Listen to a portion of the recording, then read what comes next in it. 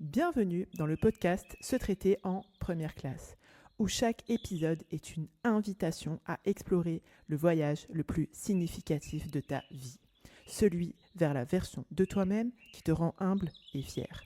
Je suis Émilie Antoine, psychologue, experte en gestion mentale et émotionnelle. Je suis également la fondatrice de mapsyenlignechaismoi.fr. Ici, nous croyons fermement que se traiter en première classe n'est pas un caprice, mais un acte d'amour et de considération envers soi-même et envers autrui.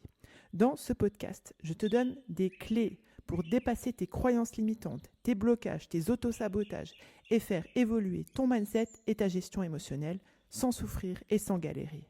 Ensemble, nous allons dénouer les nœuds qui t'empêchent d'être une femme plus confiante, plus sereine, plus épanouie.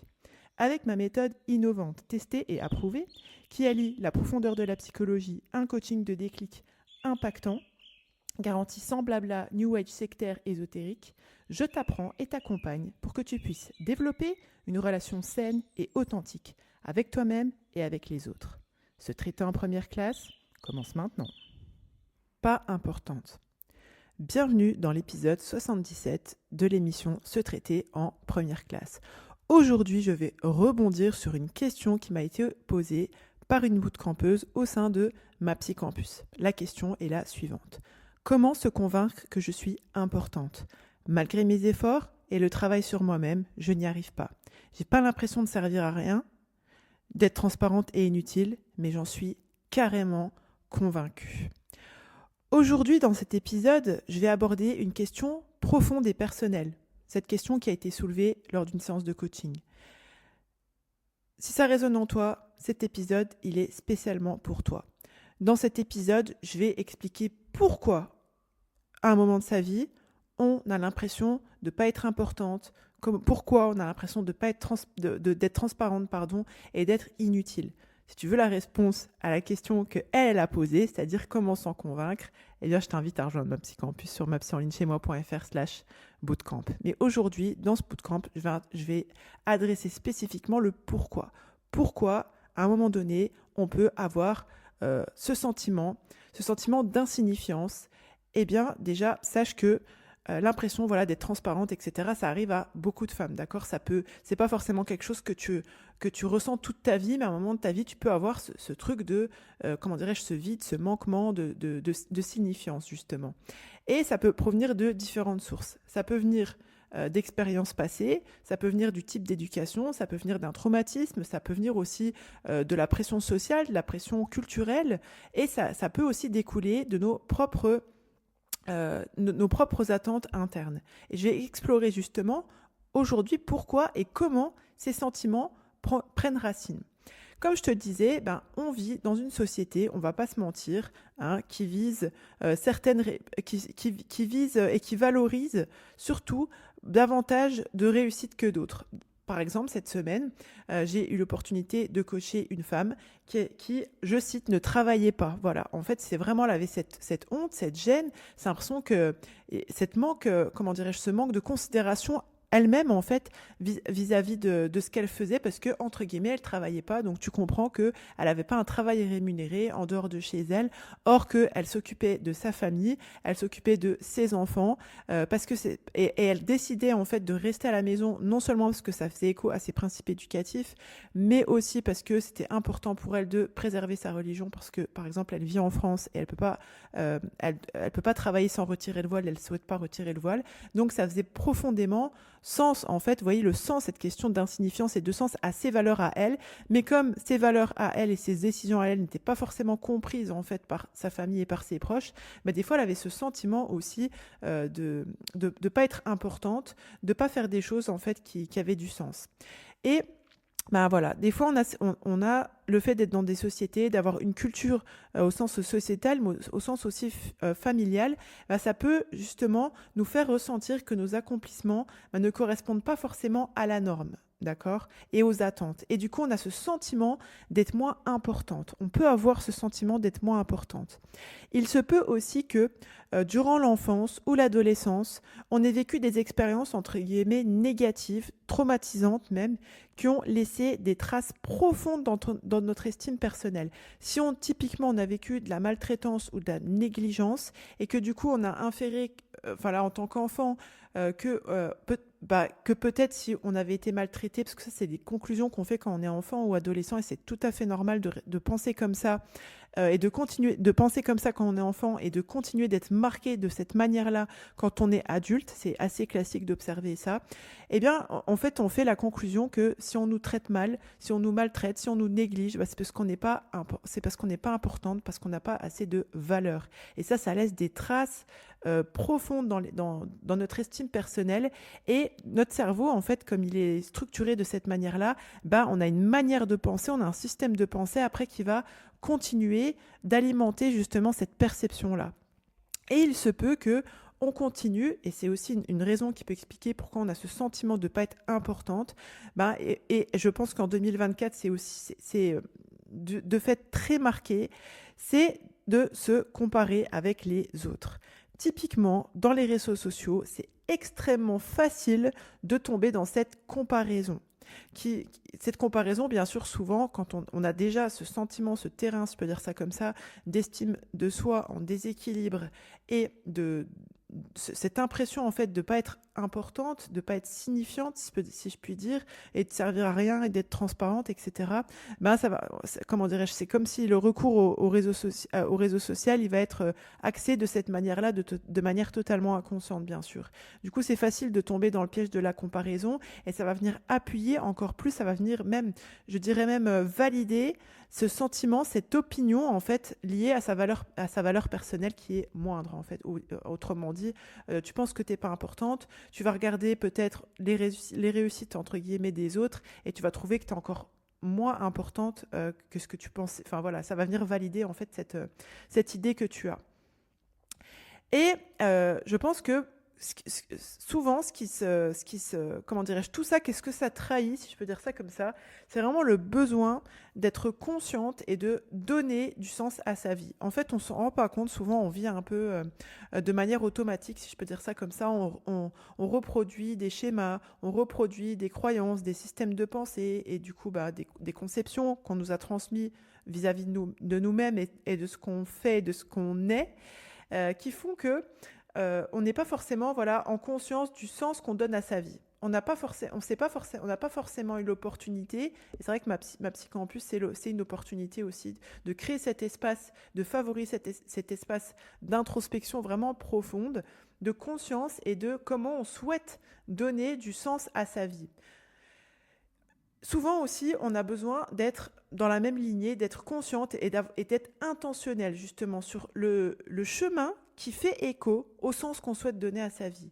Et les actions qu'on décide de prendre pour justement sentir complètement que notre existence compte et a de l'impact. Et quand je dis avoir de l'impact, je ne suis pas en train de te parler forcément de trucs fous, entre guillemets, comme écrire un bouquin, je ne sais pas, écrire un livre, faire un TEDx, faire animer des conférences ou que sais-je, ce qui est un petit peu, comment dirais-je, courant considéré comme ayant de l'impact. Je considère que quand tu éduques tes enfants, quand tu les élèves au sens premier du terme, tu as déjà de l'impact. Quand tu rends service, tu prends soin de tes parents, tu prends soin de toi, tu prends soin de ton mari, tu prends soin de ta famille, tu prends soin de tes voisins, tu as de l'impact. Donc vous voyez, c'est déjà quelque chose qui est de pouvoir faire ça de manière consciente et intentionnelle en parallèle, si je peux dire ça comme ça, en cohérence avec nos ambitions, nos valeurs, nos principes profonds, ça aide vraiment en fait à venir montrer à son cerveau que oui, en fait, on est importante. Et j'ai même envie de te dire quelque chose, c'est que derrière ce ressenti, en fait, souvent de ne pas être importante, de, entre guillemets, servir à rien. Alors, je vais faire 50 000 parenthèses dans les parenthèses, mais vous commencez à me connaître. C'est déjà, moi, ce terme de servir à quelque chose, j'en suis totalement allergique. C'est-à-dire que pour moi, servir à quelque chose, c'est un objet. Je considère que c'est un objet qui sert à quelque chose. Après, je comprends, et c'est ce que je disais au bout de campus de ma psychampussière, que souvent, quand on dit je sers à quelque chose, ce qu'on a en filigrane, en fait, derrière, ce dont on discute, si je peux dire ça comme ça, de manière plus ou moins consciente, c'est le sens vraiment qu'on veut donner à sa vie, à son existence. Et cette impression, voilà, d'avoir de l'impact, en fait. D'avoir pas de l'influence, mais d'être, ouais, je pense que c'est ça vraiment, c'est d'avoir de l'impact, de rayonner, si je peux dire ça comme ça. Et je pense que derrière, en fait, cette frustration qui est verbalisée ou qui est pensée, d'avoir l'impression de servir à rien, d'être transparent, d'être inutile, bah, je précise quand même que voilà, on est des êtres humains, et je vais bien appuyer sur le être humain, on n'est pas là pour servir à quelque chose sur Terre, on est là pour être, justement. Et dans cette même lignée, de la première parenthèse que j'avais ouvert à la base, c'est que la légitimité que tu as, et je voudrais vraiment que tu retiennes ça, et que si tu le savais déjà, je t'invite vraiment à le partager aux personnes qui ont besoin de l'entendre, c'est que la preuve, si je peux dire ça comme ça, que tu es légitime à exister, c'est bien que tu existes. On ne peut pas remettre ça en question en fait. Si tu es là, c'est que tu es légitime à être là. Et après, l'idée, c'est de pouvoir manager son état d'esprit, son bain émotionnel, comme j'aime à l'appeler, ses actions, ses résultats, dans un sens qui fait écho à cette légitimité-là, où toi, tu peux le ressentir profondément. Je continue. Je continue sur ce que j'étais en train de vous dire et je referme cette parenthèse et cette parenthèse qu'il y avait dans la parenthèse. Et l'idée, je pense, ce qui est vraiment important, comme je vous le disais, pour en revenir à mon point, c'est de répondre à ce besoin qu'on a d'être consciente et intentionnelle sur le chemin et les actions qu'on prend pour sentir vraiment, pour avoir conscience, pour embrasser pleinement que le fait que notre existence compte et a de l'impact. Parce qu'on va considérer que, de prime abord, elle est légitime, d'accord ? Donc l'idée, tu vois, en tout cas quand on travaille là-dessus, sache que quand on travaille là-dessus, que ce soit en accompagnement individuel avec les psychologues de la team Ma Psy en ligne chez moi, ou que ce soit au sein du bootcamp Ma Psy Campus, donc si tu veux mettre ton nom sur la liste d'attente, tu peux te rendre sur mapsyenlinechez-moi.fr/bootcamp pour la version 2024 qui va bientôt sortir. L'idée, c'est vraiment de développer une acceptation, tu vois, avec une introspection qui est vraiment profonde, d'avoir une acceptation vraiment profonde, ancrée de toi-même, en pouvant non seulement considérer, mais aussi avoir aussi l'état d'esprit, la gestion émotionnelle, les actions qui te permettent de considérer tes ambitions, tes buts, tes besoins, tes valeurs, tes principes. Que tu puisses définir, atteindre tes objectifs personnels, des objectifs en fait qui renforcent justement ce sentiment d'importance. Parce que quand tu te poses cette question-là, de pourquoi tu ressens ça, etc., ben, comme je t'ai donné les explications potentielles, et le comment, ça va être vraiment comme ça, en fait, de travailler à envoyer ton cerveau dans la bonne direction pour pouvoir justement te réconcilier avec toi-même, ressentir cette paix, cette tranquillité, cette sérénité vis-à-vis de toi-même. Et ressentir cette importance et cette considération, ben, c'est vrai, comment dirais-je, c'est vraiment un processus qui est proactif, qui a besoin d'être mis en place pour pouvoir justement affirmer, alors faire ce que j'appelle de l'affirmation mentale, parce que souvent quand on parle de l'affirmation de soi, on envisage ça souvent vis-à-vis des autres en fait, et je pense que la première étape, et c'est l'objet de tout un module au sein de Ma Psy Campus, le module sereine et posée, de travailler justement à des tenants et des aboutissants de ce module, c'est de travailler justement cette affirmation de soi mentale, parce que tout part de là. Si tu te reconnais, en tout cas, dans cette description, si tu as déjà eu ce sentiment de ne pas être importante, d'être transparente, d'avoir une vie qui n'est pas assez signifiante, etc., je peux, dans un premier temps, te proposer, en tout cas, si tu cherches des moyens pour renforcer ce sentiment d'importance, je t'invite à découvrir notre quiz Se traiter en première classe. C'est un quiz offert que tu peux passer sur mapsyenlinechez-moi.fr/quiz, Q-U-I-Z. C'est un excellent point de départ pour commencer à te comprendre, commencer à comprendre où tu en es dans ton parcours de confiance et d'estime de soi. De plus, si tu souhaites un accompagnement individuel, plus personnalisé, n'hésite pas, rends-toi sur mapsyenlinechez-moi.fr et réserve un créneau avec une psychologue de la team. Je pense vraiment, j'en suis convaincue, que c'est possible de travailler à renforcer, à équilibrer son sentiment de valeur personnelle, son estime de soi, et son équilibre personnel. Se sentir importante, sentir cette dignité, si je peux dire ça comme ça, avoir cette estime de soi en équilibre et complètement être. C'est pour ça que j'ai appuyé tout à l'heure sur le fait de être humain, être une personne, pas toujours faire. C'est ressentir ça, je pense que c'est vraiment un droit fondamental. Et je voudrais vraiment que tu retiennes, que tu ancres dans ta tête que ta valeur, elle ne dépend pas de ce que tu fais, mais de qui tu es. D'accord ? De qui tu es. Bien sûr, qui on est, ça va se traduire dans notre être dans ce qu'on va mettre en place. Mais ça se traduit aussi de comment on pense et de comment on vit, comment on ressent. Parce que tu n'es pas un objet. Et tu es légitime et c'est ton existence même qui le prouve. Je remercie de votre attention, je te remercie de votre attention, de ton attention, pardon. Merci d'avoir écouté cet épisode du podcast. Je t'invite à le partager si tu penses qu'il peut contribuer à faire qu'une personne, qu'une femme qui l'écoute se sente mieux, comprenne en fait pourquoi parfois elle a ce sentiment d'insignifiance.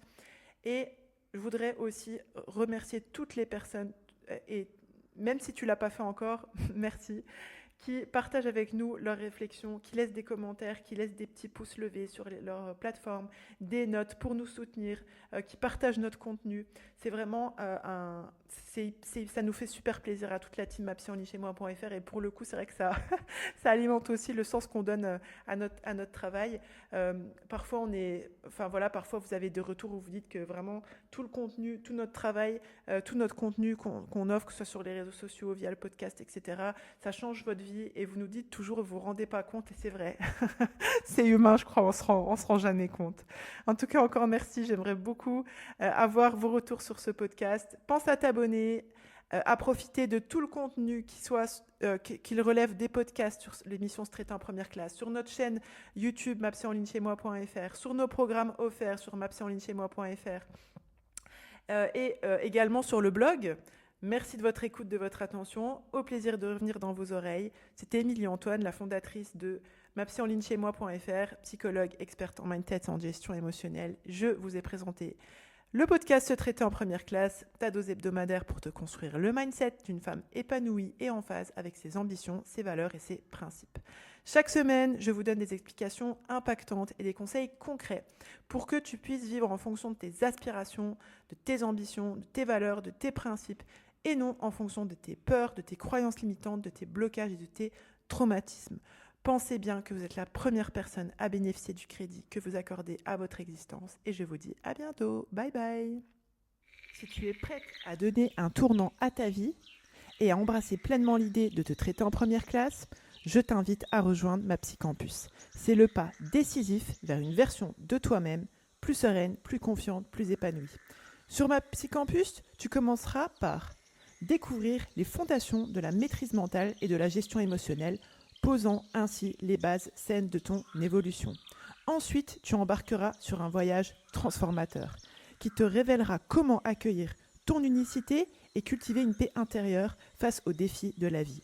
Tu apprendras à forger de la confiance et à vivre en harmonie avec ta nature profonde, tout en affirmant tes convictions, tes valeurs, tes principes avec bien plus d'assurance. Tu recevras les clés pour prendre des décisions judicieuses et structurer ta vie de façon à ce qu'elle reflète fidèlement tes aspirations, tes valeurs et tes principes.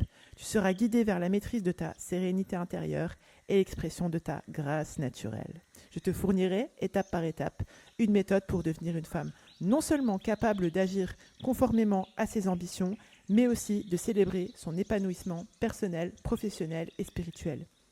Avec ma méthode alliant la profondeur de la psychologie à un coaching de déclic garanti sans blabla, New Age, sectaire, ésotérique, tu passeras de la théorie à la pratique, te dotant des outils nécessaires pour une évolution tangible. Et c'est sans risque. Si après avoir activement participé et suivi tous les modules, les rendez-vous individuels, les rendez-vous groupés, de coaching, de cercle, en live ou en replay, et planter les graines des exercices proposés, tu ne constates aucune amélioration, nous nous engageons à te rembourser intégralement. Le seul risque que tu prends en nous rejoignant sur ma Psycampus, c'est de te transformer en une version plus épanouie, plus confiante, plus sereine de celle que tu es. Pour commencer ce voyage transformationnel, rends-toi sur mapsyanlinchez-moi.fr/mapsycampus, MAPSYCAMPUS. Ensemble, sur MapsyCampus, nous allons débloquer ton potentiel et te guider vers une version de toi inspirée et inspirante. Tu es la première personne à bénéficier du crédit que tu accordes à ton existence. À très bientôt sur MapsyCampus.